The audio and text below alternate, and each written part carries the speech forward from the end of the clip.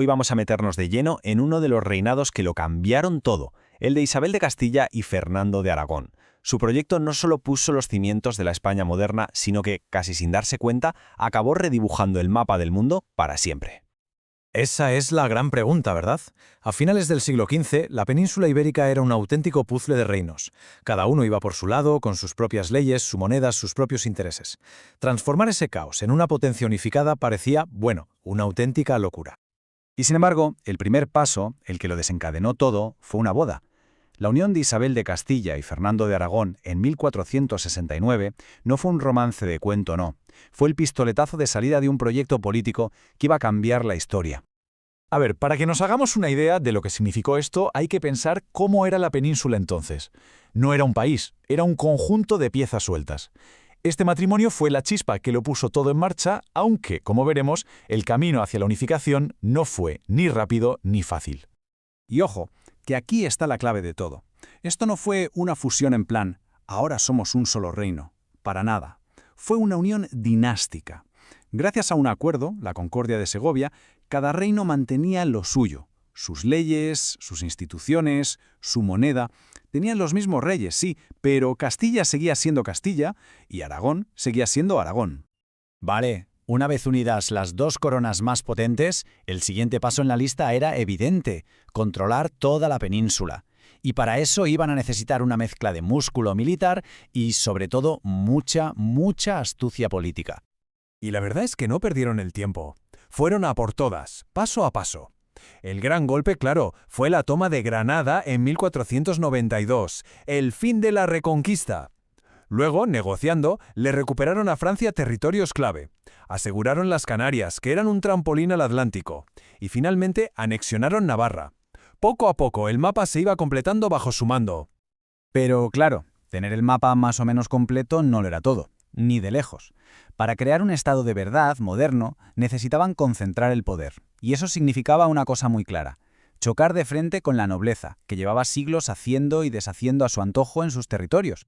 Y esto, que puede sonar un poco técnico, en realidad fue una revolución total. Se pasó de un sistema en el que el rey era uno más, que tenía que pactar con nobles casi tan poderosos como él, a un modelo donde la palabra del rey era ley. Crearon un ejército profesional que solo les obedecía a ellos y un sistema de justicia que por primera vez llegaba a todas partes. ¿Y cómo lo hicieron? Pues con una figura clave: el corregidor. Piénsalo, era como tener un delegado del gobierno del rey en cada ciudad importante. Se aseguraban de que las leyes se cumplieran y de que nadie se pasara de listo. Básicamente, eran los ojos y oídos de los monarcas en todo el territorio. Y claro, quedaba el campo, que era un poco el salvaje oeste, lleno de bandidos y disputas entre nobles. Para eso crearon la Santa Hermandad, una especie de guardia civil de la época, que patrullaba los caminos y se encargaba de que la justicia del rey llegara hasta el último rincón. Bien, ya tenemos la unión territorial y el poder centralizado. Faltaba la tercera pata del banco, la unidad religiosa. Para Isabel y Fernando, un reino fuerte tenía que ser un reino con una sola fe. No era solo por devoción, era una herramienta política de primer orden para cohesionar a la gente. Pero claro, esta unidad se consiguió a un precio altísimo. Un precio humano terrible. Porque esta uniformidad no se pidió por favor, se impuso. Y las cicatrices de aquello, duraron siglos. Y la herramienta para llevar a cabo esta política fue la Inquisición. Pero ojo, esta no era una Inquisición cualquiera. Esta la controlaban directamente los reyes. Su objetivo oficial eran los conversos, los judíos y musulmanes convertidos al cristianismo, de los que se sospechaba que seguían con sus antiguas creencias a escondidas. En la práctica, fue una máquina de control social e ideológico brutal. La medida más radical sin duda llegó en 1492, el Edicto de Expulsión. A toda la población judía se le dio a elegir: o te conviertes o te vas, para siempre. Se calcula que unas 80.000 personas tuvieron que dejar atrás su vida entera, una cifra que esconde una tragedia humana y una pérdida cultural y económica incalculable. Así que, con un reino unificado, centralizado y, digamos, religiosamente homogéneo a la fuerza, España estaba ya preparada para el siguiente nivel. La maquinaria del Estado moderno ya funcionaba y estaba lista para mirar más allá de sus fronteras, hacia el mundo entero. De verdad, es que es imposible exagerar lo que supuso el año 1492. Fue el año en el que todo, absolutamente todo, hizo clic. En enero se cierra un capítulo de casi 800 años con la toma de Granada. En marzo se expulsan los judíos. Y en octubre, Colón llega a América. Es el final de una era y el comienzo de otra. Todo en apenas 10 meses. Pero su expansión no fue solo a base de barcos y espadas. Fueron unos genios de la diplomacia, sobre todo de la diplomacia matrimonial. Jugaron una partida de ajedrez con sus hijos, casándolos con las familias reales más importantes de Europa para crear una red de alianzas. El objetivo, muy claro: rodear y dejar aislada a Francia, su principal competidor.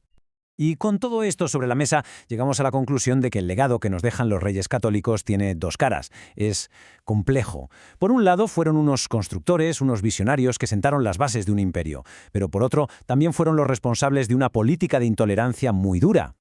Vamos a resumirlo. Por un lado, son los arquitectos del Estado moderno español. Consiguieron unir territorios, centralizar el poder y, de paso, pusieron en marcha un imperio global. Pero por otro lado, no podemos ni debemos olvidar que todo ese edificio se construyó sobre unos cimientos de exclusión y persecución religiosa. Son las dos caras de la misma moneda. Y esto nos lleva a la pregunta del millón, ¿no? Al final, ¿con qué nos quedamos? ¿Fueron principalmente los arquitectos de una nación, unos visionarios que pusieron orden en el caos? ¿O su legado está marcado para siempre, de forma imborrable, por los métodos que utilizaron?